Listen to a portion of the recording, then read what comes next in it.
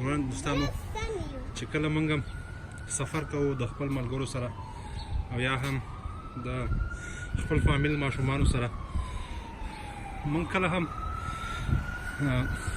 دا خیال نه ساتو چې په دغه موټر کې موږ سره څومره کسان ځایږي، آیا دا مناسب دی چې موږ په دغه موټر کې 15 نفره 6 نفره کینو، آیا دې لپاره ځای شته که نشته، آیا د ماشومانو خیال ساتو نه ساتو، دا ډېر زیات ضروري خبرې دي. خو موږ کله هم دې شیانو د خیال نه ساتو. اکثره وخت چې حادثات وشي په حادثاتو کې ډېری انسانان له منځه تللي وي، مړه شوي وي پکې. وجه همدغه وي چې موږ کوم چې احتیاطي سیټ بیلټ بیخي نه تړو، چې کوم چې د ماشومانو لپاره کار سیټ دی هغه موږ بیخي استعمال نه لرو. د موټر سیټونه چې وي هغه د 3 نفرو لپاره وي، موږ پکې 15 نفره کېنو. مخکې سیټ 1 نفر لپاره وي، موږ پکې 2 نفره کېنو. پکې همدغسې په هر لحاظ سره بس موږ همیشه په هر کارونه کې توکل په خدای کوو. بېشکه توکل په خدای کول پکار دي، خو د بعضې شیان چې کوم دي د احتیاط کول هم پکار دي.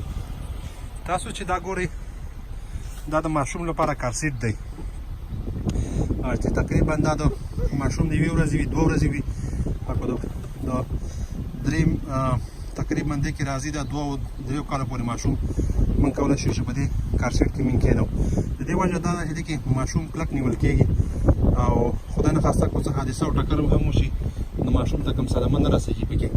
زه یې اوس تاسو ته ښایم چې څنګه موږ دې کې ماشوم کېنوو. بیا د ماشوم عمر د 4 کالو څخه زیات وي، بیا هغلته بل کار سیټ دی، تاسو ګورئ ماشوم پکې ناسته ده ماشومه، هغې لپاره بل قسم کار سیټ دی. نو اوس تاسو وګورئ چې څنګه زه ماشوم د کار سیټ کې تړم. دا کار سیټ چې کوم دی د پیدایش څخه تر 2 کلنۍ او 2 نیم کلنۍ پورې موږ استعمالوو. او دې کار سیټ باید مخه د ماشوم سر باید د ډرایور ته شاته داسې راشي. خدای نخواسته هر څه حفاظت ټکر وشي نو بیا ماشوم چې دی محفوظ پاتې کېږي په ټکر کې.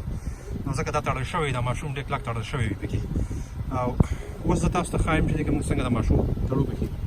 دا ماشوم چې کوم دی د ده عمر تقریبا دا د 10-11 میاشتو ده، خو زه دلته زه په کار سیټ کې کېنوم دې له خاطره چې زه ډېر لرې هم نه ځم، زه نږدې ځم، خو بیا هم دې له خاطره چې احتیاطي تدابیر ښه وي. خدای نخواسته په لاره کې موږ کوم حادثات سره مخامخ نه شو. دا یې زما اوږې ورته بندې کړلې چې د اوږو څخه د ماشوم کلک ونیول شي، او دا یې د خپو د بندېدو دغه دی چې ماشوم د خپو نه هم داسې کلک وي. دا 2 کلیپونه لري، یو بل دغه دی.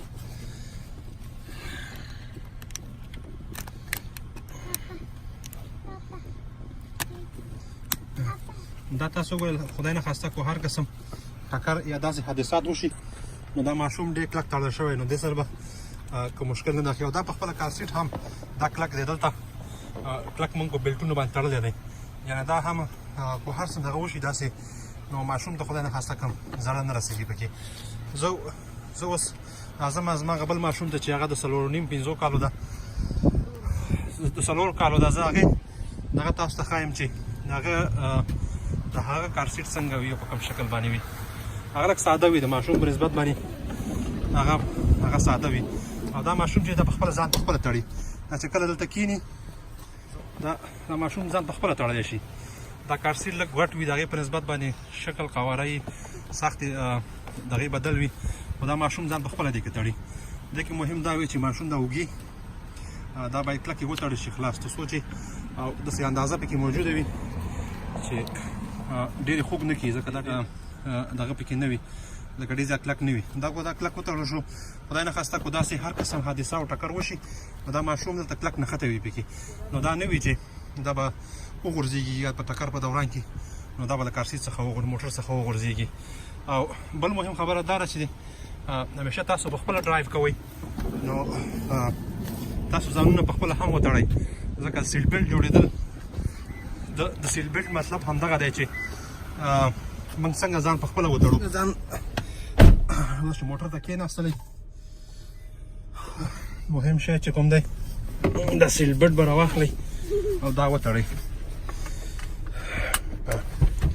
سیټ بیلټ چې له خیره وتړو نو تاسو بیا ډېر کولی شئ په ارامۍ سره سفر وکړئ.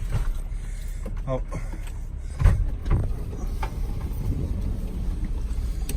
صحیح ده چې په هر کار کې موږ توکل په الله کوو. توکل په الله کول پکار وي او خو دا چې د انسان خپل ځان حفاظت کول هم ضرور دي، ځکه دا هم شرعي او اسلامي عمل دی. سړی باید ځان په خپل حفاظت باید په خپله هم وکړي.